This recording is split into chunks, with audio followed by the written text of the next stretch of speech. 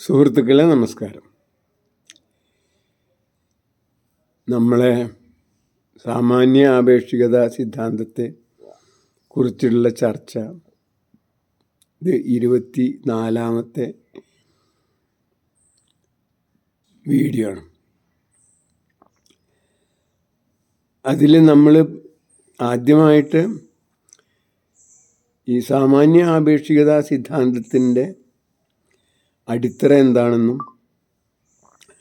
അതെങ്ങനെ പ്രപഞ്ചത്തിൻ്റെ പൂർണ്ണമായ ഒരു പ്രാപഞ്ചിക നിയമമാണെന്നും അത് മനുഷ്യ സമൂഹത്തെ സ്വാധീനിക്കുന്നത് ഏതൊക്കെ രീതിയിലാണെന്നും എന്നുള്ള ആദ്യത്തെ ഒരു 10 എപ്പിസോഡുകളിൽ പറയുകയും അതിനുശേഷം അത് എങ്ങനെയൊക്കെയാണ് 20ാം നൂറ്റാണ്ടിന് ശേഷം മനുഷ്യ സമൂഹത്തെ സ്വാധീനിച്ചതെന്നും കൃഷിയിൽ അതെങ്ങനെ സ്വാധീനിച്ചു എന്നും ആരോഗ്യ സംരക്ഷണത്തിൽ എങ്ങനെ അല്ലെങ്കിൽ രോഗചികിത്സയിൽ അത് എങ്ങനെ സ്വാധീനിക്കുന്നു എന്നും അതേപോലെ വിദ്യാഭ്യാസത്തിൽ അതെങ്ങനെ സ്വാധീനിക്കുന്നു എന്നും ആണ് പറയാൻ നാം ശ്രമിച്ചത്. ഇതിന് ഒക്കെ തടസ്സമായിട്ട് നിൽക്കുന്ന സ്വാഭാവികമായ ഈ ആപേക്ഷിക സിദ്ധാന്തം അപ്ലൈ ചെയ്തുകൊണ്ട് നാം മുന്നോട്ട് കുതിക്കേണ്ടതിന് പകരം പുരോഗതിയിലേക്ക്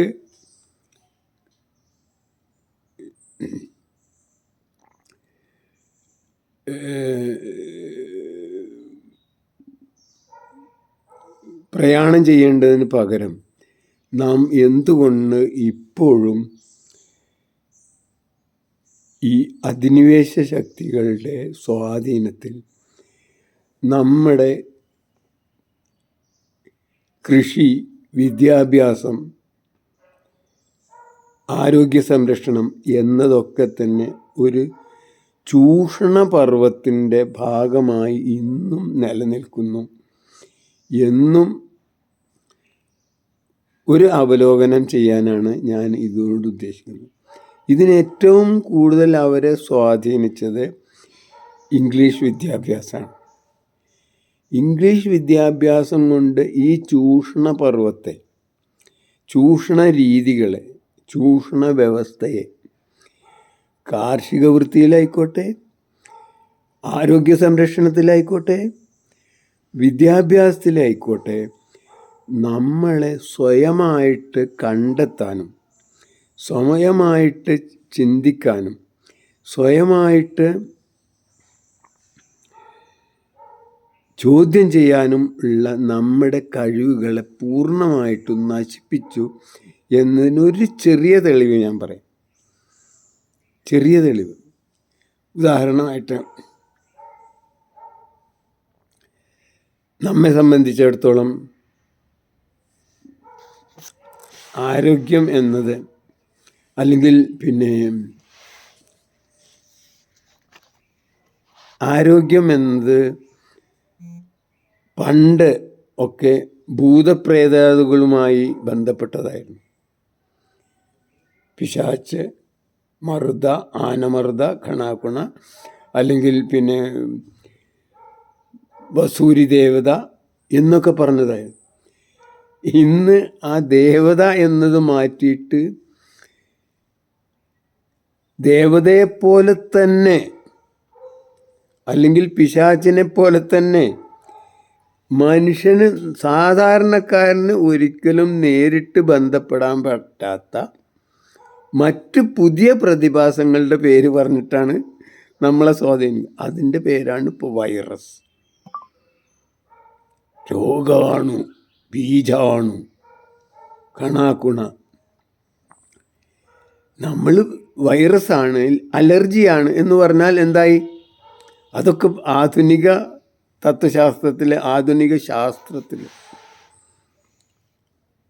യഥാർത്ഥത്തിലുള്ളതാണ്. ഏതുപോലെ ഈ വൈറസുമായിട്ടുള്ള നമ്മുടെ സാധാരണ മനുഷ്യനുള്ള ബന്ധം നമ്മളെ പൂർവികരുടെ സാധാരണ മനുഷ്യന് അവൻ്റെ അന്നത്തെ രോഗത്തിന് കാരണമാണെന്ന് അന്ന് ആരോപിച്ചിരുന്ന ഭൂതപ്രേത ദേവന്മാരുടെ അതേ ബന്ധം തന്നെ ഉള്ളൂ എന്ന് മാത്രം. പക്ഷേ ഇപ്പോൾ പറഞ്ഞതൊക്കെ ശാസ്ത്രീയമാണ്. നേരെ പണ്ട് പറഞ്ഞതൊക്കെ അന്ധവിശ്വാസം, അനാചാരം, അബദ്ധം എന്ന രീതിയിൽ ശാസ്ത്രീയമായ ചിന്ത കൊണ്ട് രണ്ട് സമയത്തും രണ്ടിനും ഒരേ രീതിയാണെങ്കിലും രണ്ട് രൂപത്തിൽ കാണാൻ നമ്മളെ പഠിപ്പിച്ചതാണ് നമ്മളെ ആധുനിക വിദ്യാഭ്യാസ രീതികൾ. നമുക്ക് നമ്മുടെ പൂർവികരുടെ അന്ധവിശ്വാസങ്ങൾ, അനാചാരങ്ങൾ അതൊക്കെ വളരെ പെട്ടെന്ന് മനസ്സിലാവും, പുച്ഛിക്കാനും പ്രയാസമില്ല. പക്ഷേ ഇന്നത്തെ ആധുനിക അന്ധവിശ്വാസങ്ങൾ ശാസ്ത്രീയമാണെന്ന് ബോധ്യപ്പെടുത്താൻ, ശാസ്ത്രീയമാണെന്ന് നമ്മളെ വിശ്വസിപ്പിക്കാൻ പര്യാപ്തമായിരുന്നു ഈ വിദ്യാഭ്യാസം. അതുകൊണ്ടാണ്, അത് കണ്ടാണ് യഥാർത്ഥത്തിൽ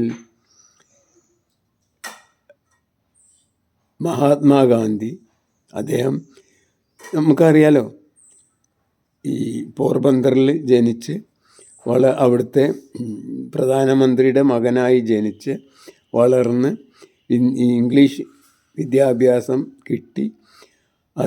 അതിൻ്റെ ഏറ്റവും ഉന്നതമായ തലത്തിൽ തന്നെ പിന്നെ ബ്രിട്ടനിൽ പോയി ബാരിസ്റ്റർ പരീക്ഷ പാസ്സായി തിരിച്ചു വന്ന് അതൊക്കെ മനസ്സിലാക്കിയ ഒരു മനുഷ്യൻ. അദ്ദേഹം 1915 വ്യക്തമായി എഴുതിയത് ഹിന്ദു സ്വരാജിലാണെന്നാണ് എൻ്റെ ഓർമ്മ.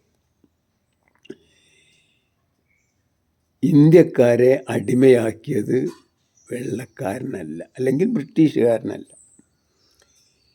ഈ മഹാപാപത്തിൻ്റെ മുനതിരിയുന്നത് ഇംഗ്ലീഷ് വിദ്യാഭ്യാസം ലഭിച്ച ഇന്ത്യക്കാരിലേക്കാണ്. അത് പൂർണ്ണമായും ശരിയാണെന്ന് ബോധ്യപ്പെടുത്തുന്ന അല്ലെങ്കിൽ തെളിയിക്കുന്ന കാര്യങ്ങളാണ് ഇന്നും നടന്നുകൊണ്ടിരിക്കുന്നത്. അതിൻ്റെ ഏറ്റവും നല്ല തെളിവാണ് നമ്മളെ വൈറസ് കാക്കമാരും, അതേപോലെ തന്നെ ഇപ്പോഴത്തെ വൈറസ് കാക്കമാരും പഴയ ആനമർദ്ദമാരും. പണ്ടത്തെ ആനമർദ്ദ പുതിയ വേഷം കെട്ടിയിട്ട് ഇംഗ്ലീഷിൻ്റെയും ശാസ്ത്രത്തിൻ്റെയും സ്വാധീനത്തിൽ അവതരിപ്പിച്ച പുതിയ വേഷമാണ് നമ്മൾ COVID-19 അല്ലെങ്കിൽ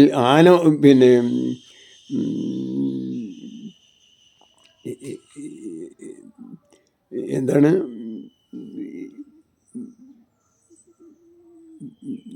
വസൂരി ദേവതയും ഒക്കെ,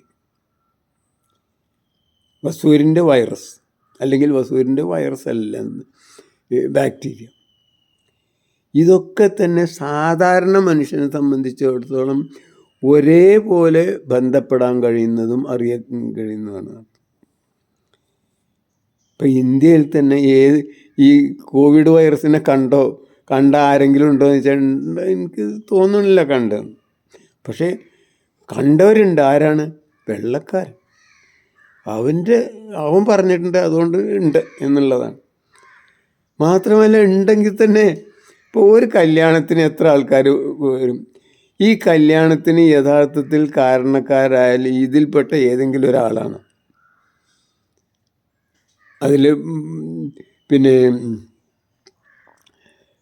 അതിൽ പങ്കെടുക്കാനായിട്ട് ഇപ്പോൾ നല്ല ഡ്രസ്സൊക്കെ ചെയ്തിട്ടുള്ള പുതിയ വിളമ്പുകാർ വരും, പാചകക്കാർ വരും, പിന്നെ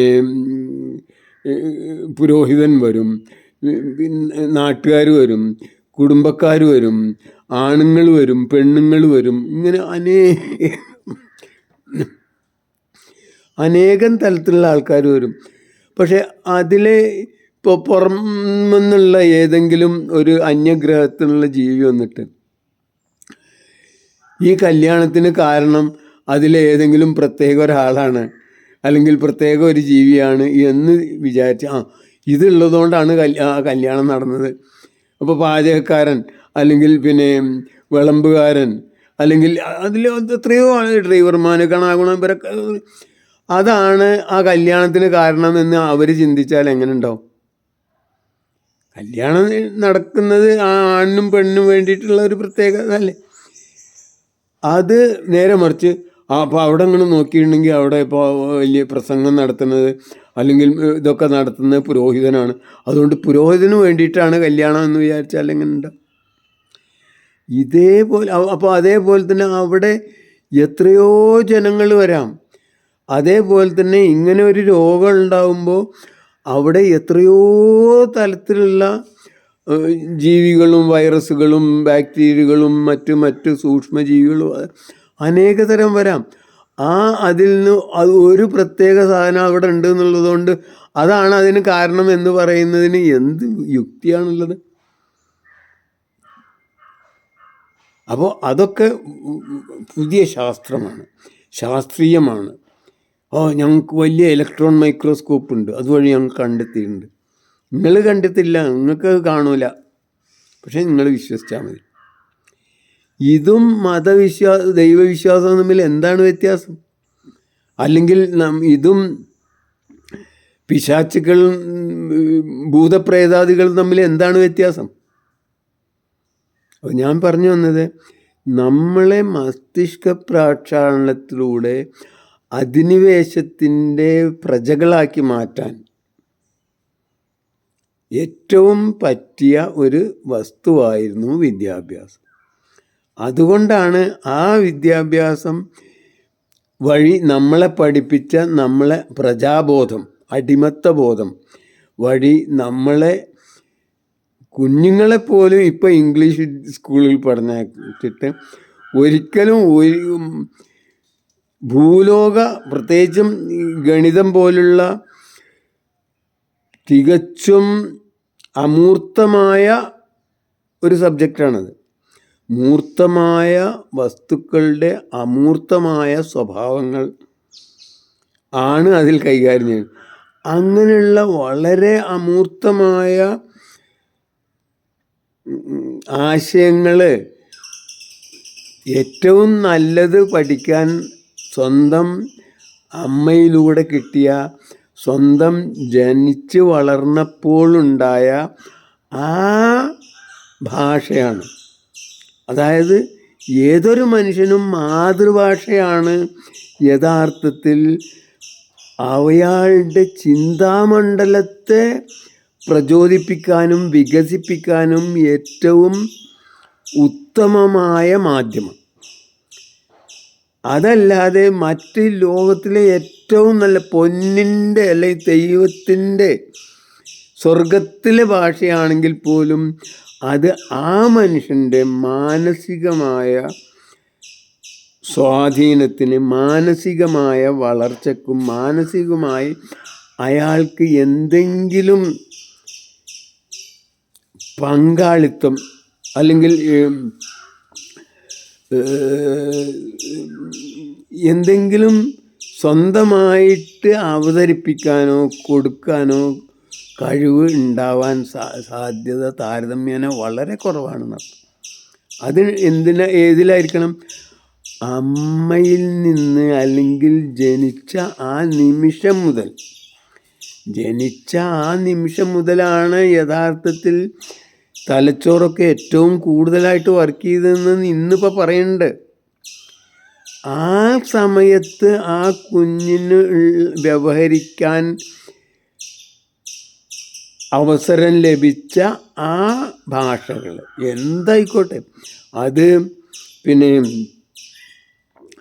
ആംഗ്യഭാഷ ആയിക്കോട്ടെ, അല്ലെങ്കിൽ അമ്മയുടെ ഭാഷ ആയിക്കോട്ടെ, അല്ലെങ്കിൽ ജോലിക്കാരുടെ ഭാഷ ആയിക്കോട്ടെ, അല്ലെങ്കിൽ ആയയുടെ ഭാഷ ആയിക്കോട്ടെ, ആ ഭാഷയിലായിരിക്കണം എപ്പോഴും ആ കുഞ്ഞിൻ്റെ മാനസികമായ ലോകം തുറന്നു വരുന്നർത്ഥം.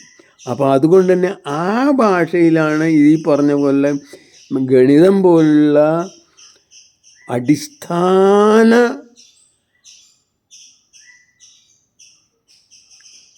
മാനസിക ലോകം, അതൊരു മാനസിക ലോകമാണ്.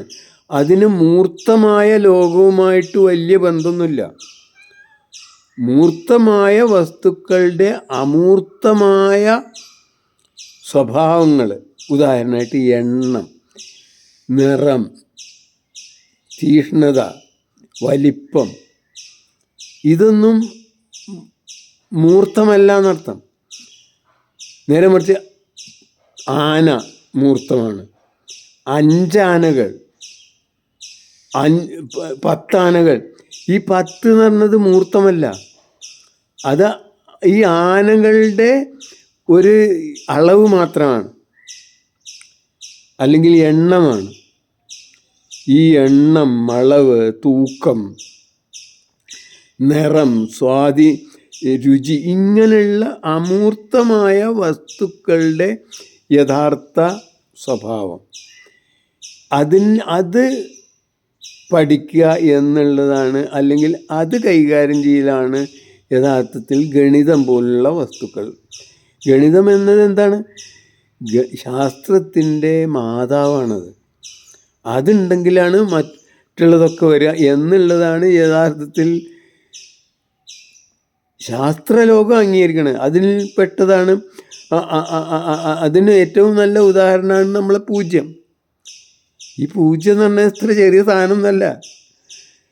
ആ ഒരേ ഒരു ചെറിയ അതായത് ഇല്ലാത്ത ഒന്നിൻ്റെ സങ്കല്പനം.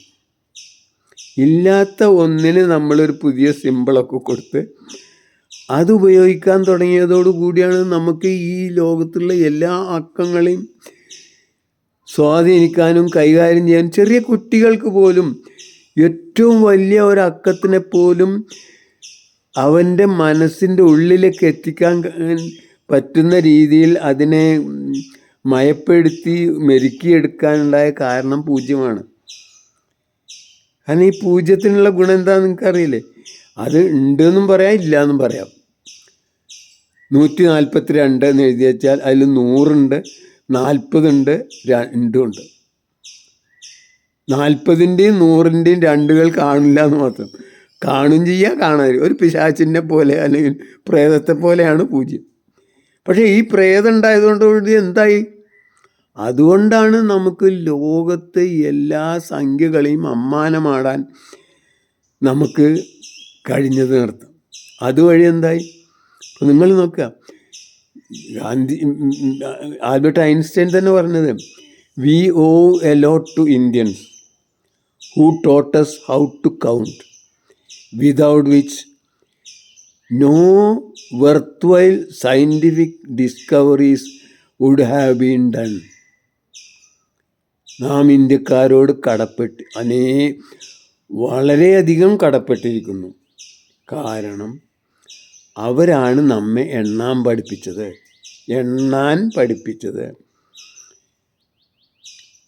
അതില്ലായിരുന്നെങ്കിൽ സാർത്ഥകമായ അർത്ഥപൂർണമായ ഒരു ശാസ്ത്രീയ കണ്ടുപിടുത്തങ്ങളും സാധ്യമാകുമായിരുന്നില്ല എന്നാണ് പറഞ്ഞതിനർത്ഥം. അത് എന്തുള്ളൂ അറിയോ? ഈ പൂജ്യവും ഈ ദശാംശക്രമത്തിലുള്ള ലേഖന സമ്പ്രദായം.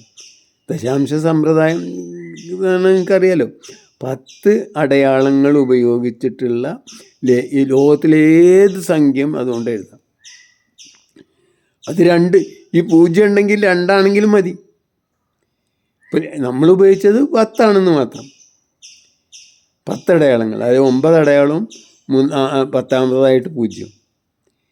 അതോടുകൂടി ലോകത്ത് ഏത് സംഖ്യകളും, ഇനിയിപ്പോൾ അത് 2, ഈ 0 മാത്രം, 0ആണ് അതിൽ ഏറ്റവും പ്രധാനം.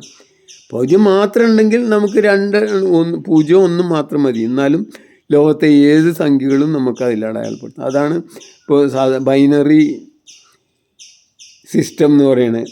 കമ്പ്യൂട്ടറിലൊക്കെ ഉപയോഗിക്കുന്നത് അതാണ്. ആ 2 മതി, ഒന്നുണ്ട് ഇല്ല. അപ്പോൾ ഇങ്ങനെയുള്ള ഇത്രയും ഈ സ്വാധീനമൊക്കെ ഉണ്ടാക്കിയ ഈ രീതിയിൽ ഈ വിദ്യാഭ്യാസത്തെ ആകെ കൊണ്ടുപോയിട്ട് വെള്ളക്കാരൻ്റെ കയ്യിൽ കൊടുത്ത്, അല്ലെങ്കിൽ വെള്ളക്കാരൻ പറയുന്ന രീതിയിൽ ഇങ്ങനെയുള്ള മാറ്റങ്ങളും പുതിയ കണ്ടെത്തലുകളും കണ്ടെത്താൻ എന്തു വേണം? സ്വതന്ത്രമായിരിക്കണം മനസ്സ്. അതായത് പഠനം എന്നത് സ്വതന്ത്രമായ ഒരവസ്ഥയിൽ, അല്ലെ മറ്റുള്ളവർ പറഞ്ഞത് കാണാതെ പഠിച്ചാൽ ഒരിക്കലും അങ്ങനെ ഒരു പുതിയ കണ്ടെത്തൽ കാണാൻ വളരെ പ്രയാസമാണെന്ന് അർത്ഥം. നേരെ മറിച്ച് സ്വയം കണ്ടെത്തുന്നതാണെങ്കിലോ പലതും കണ്ടെത്താൻ നമുക്ക് അത് പ്രചോദനമാണ്, അല്ലെങ്കിൽ നമുക്ക് ആത്മവിശ്വാസം ഉണ്ടാവും. നമ്മൾ കണ്ടെത്താൻ എന്നത് നമുക്കൊരു ആനന്ദവുമായിരിക്കും എന്നർത്ഥം. ചെറുപ്പത്തിൽ എന്തെങ്കിലും ഒന്ന് കണ്ടെത്തിയിട്ടുണ്ടെങ്കിൽ തന്നെ അങ്ങനെ ചെയ്യുന്നതിന് പകരം ഞങ്ങളങ്ങോട്ട് പറഞ്ഞത് കേട്ടാൽ മതി. ഈ നമ്മളെ ഈ പരീക്ഷകളും നമ്മുടെ ഈ മാർക്കുകളും അതിൽ ജയിപ്പിക്കലും ഒക്കെ തന്നെ ഈ അധിനിവേശ സംസ്കാരത്തിൻ്റെ ഭാഗമാണ്. ഓരോ കുഞ്ഞിനും കുഞ്ഞിൻ്റെ കഴിവുകൾ പരമാവധി വികസിപ്പിക്കുക, അതിന് അവനെ പ്രചോദിപ്പിക്കുക. അവൻ്റെ പ്രകൃതി അല്ലെങ്കിൽ ദൈവം കൊടുത്ത അനാദൃശവും അനന്യവും അതുല്യവുമായ ആ കഴിവുകളെ പരമാവധി ഉപയോഗിച്ചിട്ട് പുതിയ എന്തെങ്കിലും കണ്ടെത്തുക എന്നുള്ളതാണ് യഥാർത്ഥത്തിൽ മനുഷ്യൻ്റെ യഥാർത്ഥ ദൗത്യം. അതെല്ലാവർക്കും കഴിയും. ഇവിടെ ആയിരക്കണക്കിന്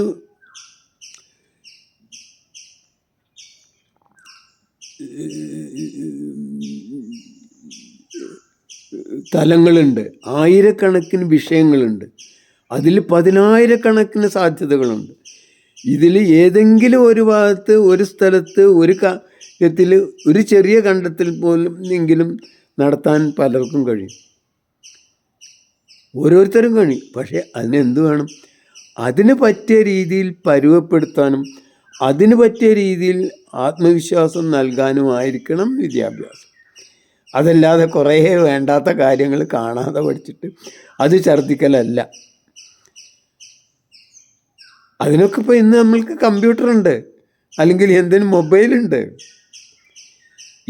ഇന്ന് വരെയുള്ള എല്ലാ വിഷയങ്ങളും കാണാതെ പഠിക്കാൻ, അല്ലെങ്കിൽ അത് ഛർദ്ദിക്കാൻ ഇന്ന് നമ്മളെ കയ്യിൽ, നമ്മളെ ചെറിയൊരു മൊബൈൽ കയ്യിലുണ്ടായാൽ മതി. ലോകത്തെ ഇന്ന് വരെയുള്ള എല്ലാ വിവരങ്ങളും നമുക്കതിൽ കിട്ടും. അതിനി പഠിക്കേണ്ടതില്ല. അതിൽ പുതുതായിട്ട് നിങ്ങളുടേതായിട്ടുള്ള ഒരു ഷെയർ, ഒരു ചെറിയ പങ്കാളിത്തം, ഒരു കുത്ത്, കോമ, ഒരു വാക്ക്, ഒരക്ഷരം എങ്കിലും നൽകുക എന്നുള്ളതായിരിക്കണം യഥാർത്ഥത്തിൽ ആധുനിക കാലത്ത് ആധുനിക മനുഷ്യൻ വിദ്യാഭ്യാസത്തിലൂടെ കാക്ഷിക്കേണ്ടതും വിദ്യാഭ്യാസത്തിലൂടെ ലക്ഷ്യം കുറിക്കേണ്ടതും.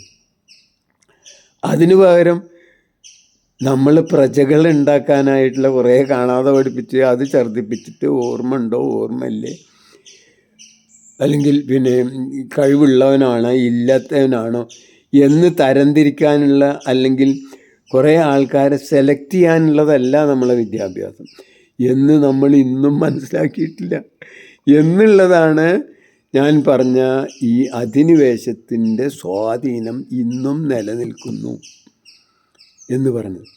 ആ അധിനിവേശത്തിൻ്റെ ഭാഗമായിട്ട് അവരുടെ സ്വഭാവമാണ്, പ്രത്യേകിച്ചും ഈ പാശ്ചാത്യരുടെ ഒഴിച്ചുകൂടാത്ത അവരുടെ രക്തത്തിലുള്ള സ്വഭാവമാണ് എന്ത്? അന്യൻ്റെ സമ്പത്തും അധ്വാനവും അവൻ്റെ സ്വത്തുക്കളും ഒന്നായിട്ട് കവർന്നെടുക്കുക എന്നുള്ളത്. ചൂഷണം എന്നത് അവരുടെ അവരെ സംബന്ധിച്ചിടത്തോളം നിലനിൽപ്പിൻ്റെ പ്രശ്നമാണ്. നേരെ മറിച്ച് നമ്മളെ സംബന്ധിച്ചിടത്തോളം അതില്ല. അതിൻ്റെ ഭാഗമായിട്ടാണ് അവരുടെ കൃഷി, ആ കൃഷിയിൽ അതൊക്കെ തന്നെ നശിപ്പിക്കാനുള്ളതാണ്. ഇപ്പം നിങ്ങൾ എത്ര കുറഞ്ഞിട്ട് രാസവളം ഇട്ടാലും രാസവളം എന്നത് ഒരു വിഷമാണ്. അത് എത്രയോ ജീവികളെ നശിപ്പിക്കും. നമ്മളെ മണ്ണിനെ മണ്ണാക്കുന്ന അനേകം ജീവികളുണ്ട്. ആ ജീവികളുടെ പ്രവർത്തന ഫലമാണ് അവിടെ ഉണ്ടാകുന്ന സസ്യങ്ങളുടെ ആരോഗ്യവും അതിൻ്റെ വിളവ് എന്ന് പറഞ്ഞിട്ടുണ്ടെങ്കിൽ അതിൻ്റെ നിലനിൽക്കാനും പ്രൊപ്പഗേറ്റ് ചെയ്യാനുള്ള അവയുടെ ഗുണങ്ങളും അവിടെയുള്ള ആരോഗ്യത്തിൻ്റെ ഭാഗമാണ്. അത് ഏറ്റവും കൂടുതലുള്ളത് കാട്ടിലാണ്. കാട്ടിലെ മണ്ണാണ് ഏറ്റവും നല്ല മണ്ണ്. അതുണ്ടാക്കുക എന്നുള്ളത് ആരും ഈ കാർഷിക സംസ്കാരം കൊണ്ടോ സയൻസ് കൊണ്ടോ ഉണ്ടായതല്ല. അത് പ്രകൃതിയിലുണ്ടായതാണ്. പ്രകൃതിയാണ് അതിന് കൃഷിയുടെ ഏറ്റവും നല്ല വിദഗ്ധൻ. അങ്ങനെ കൃഷി ഏറ്റവും കൂടുതൽ സമ്പന്നമാക്കാനും സമൃദ്ധമാക്കാനും പ്രൊഡക്റ്റീവ് ആക്കാനും ഏറ്റവും നല്ല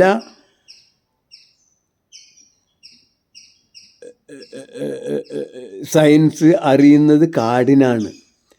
ആ കാടിൻ്റെ ലക്ഷണങ്ങളും കാടിൻ്റെ രീതികളും മനസ്സിലാക്കി അവിടെ എന്തൊക്കെയാണുള്ളത്, ആ മണ്ണിൽ കാർബൺ കണ്ടൻറ്റ് എത്രയാണ്, അതിലെത്ര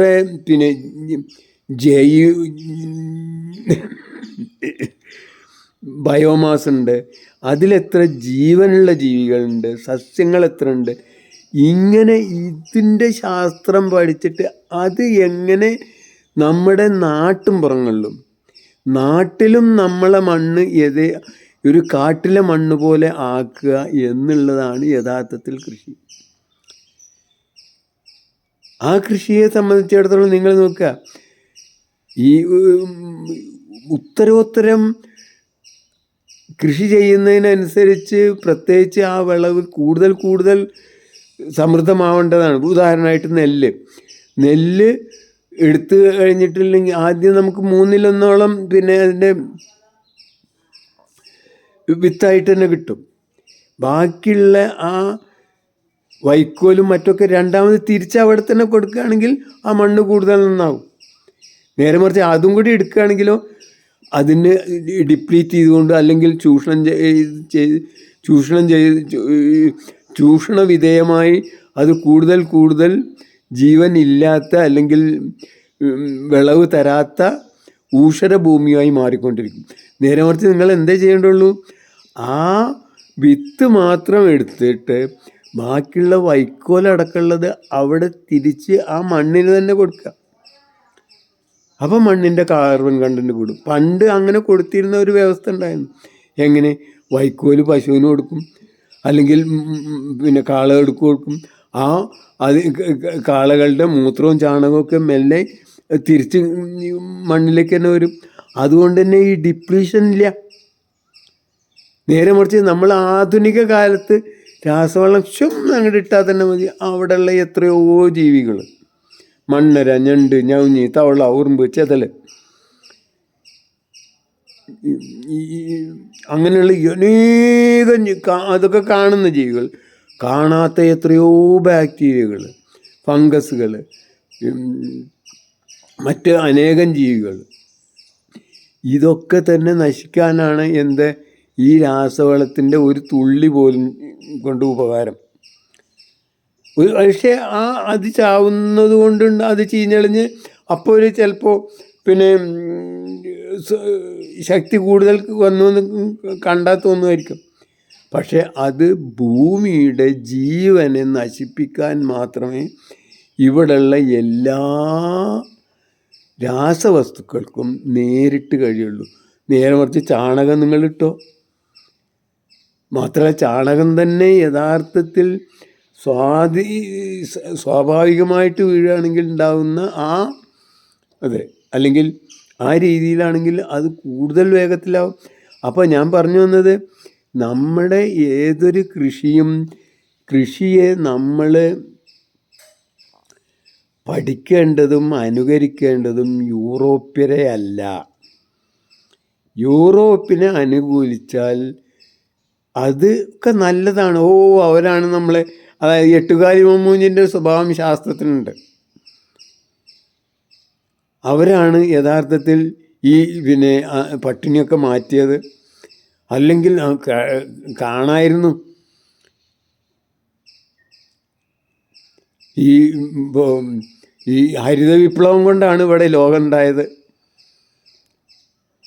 അതിനു മുമ്പുണ്ടായ ഈ ഇന്ത്യയിലും പ്രത്യേകിച്ചും യൂറോപ്യൻ അധിനിവേശത്തോടു കൂടി ഉണ്ടായ വ്യാപകമായ ക്ഷാമവും പട്ടിണിയും കൂട്ടമരണങ്ങൾക്കൊക്കെ കാരണം നമ്മളെ കൃഷിയാണ്. അല്ല, വെള്ളക്കാരൻ നിർബന്ധമായിട്ട് അവർക്ക് ആവശ്യമായ നീലവും മറ്റുള്ള സാധനങ്ങളും ഉണ്ടാക്കണം, മാത്രമല്ല അതൊക്കെ അവരെന്നെ എടുത്തുകൊണ്ട് പോവുക. ഇതൊന്നുമല്ല. നാണമുണ്ടോ ഈ അഗ്രികൾച്ചർ യൂണിവേഴ്സിറ്റിക്കാരെ നിങ്ങൾക്ക് ഇത്രത്തോളം ചരിത്രത്തിന് കണ്ണടക്കാൻ? ലോകത്ത് ഈ വെള്ളക്കാരൻ വരുന്നതിൻ്റെ മുമ്പ് ഇന്ത്യയിൽ അങ്ങനത്തെ ഒരു ക്ഷാമത്തിനെ കുറിച്ച് നിങ്ങൾ കേട്ടിട്ടുണ്ടോ? മാത്രമല്ല, ഈ രാസവളം ഇട്ടാൽ എങ്ങനെയാണ് ആ മണ്ണ് ജീവൻ കൂടുതലുണ്ടാവുക? ഈ മണ്ണിലെ ജീവൻ്റെ സമൃദ്ധിയല്ലേ, ജീവൻ്റെ ഒരളവല്ലേ അവിടെ ഉണ്ടാവുന്ന സസ്യങ്ങളുടെ പ്രൊഡക്ഷൻ. കണ്ണടച്ചിട്ടാക്കരുത് കേട്ടോ. ഈ പാവങ്ങളെ നിങ്ങൾ മസ്തിഷ്ക പ്രക്ഷാളനം നടത്തപ്പെട്ടാൽ ശരിയാണ്, അവർ നിങ്ങളെ പറഞ്ഞാൽ വിശ്വസിക്കും, അത് ശരിയാണ്. പക്ഷേ നിങ്ങൾക്കും കുറച്ചെങ്കിലും ബുദ്ധി ഉണ്ടാവണ്ടേ? അതേപോലെ തന്നെയാണ് നമ്മളെ ആരോഗ്യത്തിൻ്റെ സ്ഥിതി.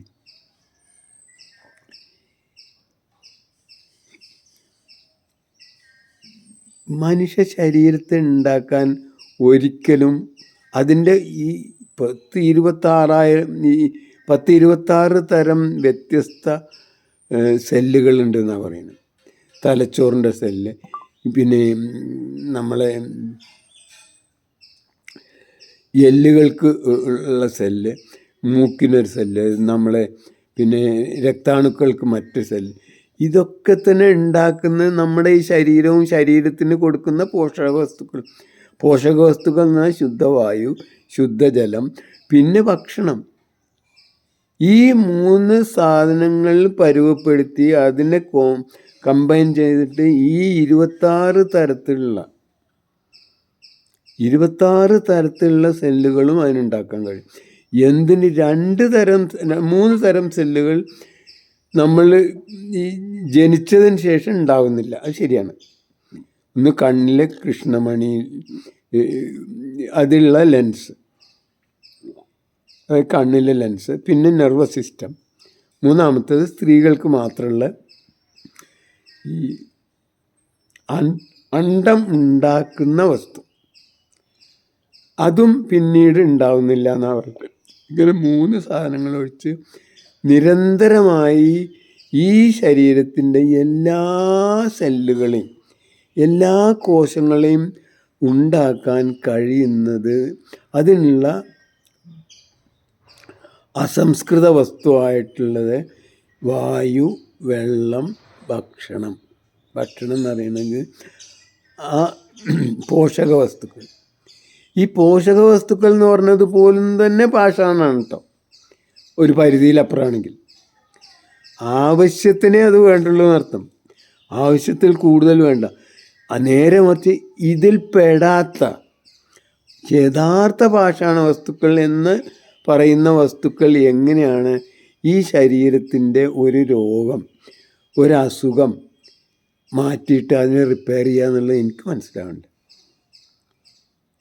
പക്ഷേ വെള്ളക്കാരൻ പറഞ്ഞാൽ ഇത് ഔഷധമാണ്, ഞങ്ങളതിന് പരീക്ഷണം നടത്തിയിട്ടുണ്ട്, ഞങ്ങൾ ഗവേഷണം നടത്തിയിട്ടുണ്ട്, ഞങ്ങൾ അത് നോക്കിയിട്ടുണ്ട്. എന്ത് ഗവേഷണം നടത്തുന്നു? നമുക്ക് എന്ത് ഗവേഷണത്തിനാണ് വകുപ്പുകളുള്ളത്? വെറും ടൈം ടെസ്റ്റിങ് മാത്രമാണ്, അല്ലെങ്കിൽ സമയപരിശോധന മാത്രമേ നമുക്ക് നടത്താൻ കഴിയുള്ളൂ. പക്ഷേ അതാരെങ്കിലും ഏതെങ്കിലും കുരങ്ങന്മാരോ അല്ലെങ്കിൽ ഏതെങ്കിലും ഡോക്ടർമാരോ പറയാം, ഇതാണ് കഴിച്ചാൽ മതി, ഇത് കഴിക്കണം, മാറില്ല നമുക്ക് പറയാൻ പറ്റില്ല. അത് നമ്മുടെ കയ്യിലില്ല, അത് ഉറപ്പ് പറയാൻ വേണ്ടി. ഏതെങ്കിലും ഒരു മരുന്നുകൊണ്ട് മാറുന്നു കൃത്യമായിട്ട് പറയാൻ ഇതുണ്ടോ? കാരണം എന്താ, ഈ മാറ്റുക എന്നുള്ളത്, സെൽഫ് റിപ്പയറിങ് എന്നുള്ളത് ജീവൻ്റെ സ്വഭാവമാണ്. ജീവനുള്ളിടത്തോളം കാലം ശരീരം അത് മാറ്റിക്കൊണ്ടിരിക്കും. അതിനെ മാനസികമായി സ്വാധീനിക്കാൻ ഒരു പക്ഷേ ഈ വിശ്വാസം, ഈ ഡോക്ടറോടുള്ള വിശ്വാസം, ഇല്ലെങ്കിൽ ശാസ്ത്രത്തോടുള്ള വിശ്വാസം, അല്ലെങ്കിൽ വെള്ളക്കാരനോടുള്ള വിശ്വാസം, ആരാധന, അതൊക്കെ ഉപകാരപ്പെടാനായിരിക്കും. അതേപോലെ തന്നെയാണ് നമ്മളെ ഈ പോട്ടയിലും നടക്കുന്നത്. പോട്ടയായിക്കോട്ടെ, അല്ലെങ്കിൽ പിന്നെ മുടിവെള്ളമായിക്കോട്ടെ, അല്ലെങ്കിൽ അങ്ങനെ എന്തെങ്കിലും ആയിക്കോട്ടെ, നമ്മുടെ പിന്നെ ഈ മാട്ടുമാരണങ്ങളായിക്കോട്ടെ, ഇതൊക്കെ തന്നെ നടക്കുന്നത് എന്താണെന്ന് വെച്ചാൽ മനുഷ്യൻ്റെ മെൻ്റൽ ഓറിയൻറ്റേഷൻ. അത് നിങ്ങൾ ഈ കോട്ടും കുപ്പായം, ഈ എക്സ്റേയും കിക്സ്റേയും ഒക്കെ കൊണ്ട് എന്താണോ സാധാരണ ഒരു ഡോക്ടർ ഒരു രോഗിയിൽ വിശ്വാസം ഉണ്ടാക്കുന്നത്, അതിൻ്റെ മറ്റൊരു രൂപമാണ് ഈ മുടിയുടെയും അല്ലെങ്കിൽ അവരുടെ വിശ്വാസത്തിൻ്റെയും. ഈ വിശ്വാസം എന്ന് പറയുന്നത് ആരും പുതുതായിട്ടുണ്ടാക്കി ഉണ്ടാകുമെന്നില്ല. അപ്പം നിങ്ങളുടെ ഈ ഈ എന്താ പറയുക, ഒരു മാരണ ചികിത്സ, അതായത് അപകട ചികിത്സ, രാസചികിത്സ, വികൃത ചികിത്സ, വൈകൃത ചികിത്സ, പാഷാണ ചികിത്സ എന്നൊക്കെ പറയുന്ന ഇതും നേരെ മറിച്ച് വെറും വിശ്വാസം കൊണ്ട് മാത്രം, മാനസിക ഓറിയൻറ്റേഷന് മാത്രം ചികിത്സ എന്നത് യഥാർത്ഥത്തിൽ പ്രകൃതി നടത്തുന്നതാണെന്നും അത് ജീവനുള്ള എല്ലാ ജീവികൾക്കും ഉള്ള ഒരു പൊതു സ്വഭാവമാണെന്നും അതുപയോഗിച്ചിട്ട് അത് തന്നെ നടത്തുന്നതാണ് യഥാർത്ഥത്തിൽ നടക്കേണ്ടതെന്നും മനസ്സിലാക്കി അതിന് മാനസികമായി അയാളുടെ വിശ്വാസത്തെ ഉപയോഗിക്കുക എന്നത് മാത്രമേ യഥാർത്ഥത്തിൽ ഈ മാട്ടുമാരണ ചികിത്സക്കാർ നടത്തുന്നത്.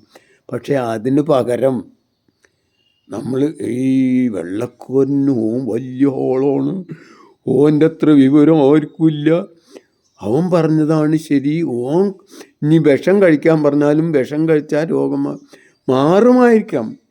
പക്ഷെ ആ വിഷത്തിൻ്റെ ഗുണം കൊണ്ടല്ല, മനുഷ്യന് സ്വാഭാവികമായും പ്രകൃതിയിലുള്ള സ്വയം നിലനിൽക്കാനുള്ള ആ ത്വര കൊണ്ട് സ്വയം നിലനിൽക്കുമ്പോൾ മാത്രമാണ് ആ രോഗം മാറുന്നത്. അല്ലെങ്കിൽ ആ വിഷം കുറച്ചും കൂടി കൂടുതൽ കഴിക്കുക, ചിലപ്പോൾ ആ കഴിച്ച തന്നെ മതിയെങ്കിൽ അയാൾ ചത്തുപോകും. അതുകൊണ്ടാണ് കുറേ ആൾക്കാർ ചികിത്സ കൊണ്ടും മരിക്കുന്നത്. ചികിത്സിച്ചാലും മരിക്കാനുണ്ടായ ഒരു പ്രധാന കാരണം ഈ ചികിത്സ കൊണ്ട് ഒരിക്കലും ഒരു മനുഷ്യൻ്റെ ഒരു നിമിഷമെങ്കിലും ജീവൻ കൂട്ടാൻ ഈ ഒരു രാസവസ്തുവിനും ഒരു വിഷവസ്തുവിനും കഴിയില്ല എന്ന തത്വം മനസ്സിലാക്കുന്നത് നല്ലതാണ്. ഇപ്പം ഞാൻ പറഞ്ഞു വന്നത്, ഈ അധിനിവേശ ശക്തികളുടെ അധമ സംസ്കാരം, വൈകൃത സംസ്കാരം, ചൂഷണ സംസ്കാരം, അതിൻ്റെ ഭാഗമായിട്ട് കൃഷിയിലും വിദ്യാഭ്യാസത്തിലും ആരോഗ്യ സംരക്ഷണത്തിലും ചികിത്സയിലും ഒക്കെ തന്നെ അവർ കടന്ന് കയ്യേറിയിരിക്കുന്നു.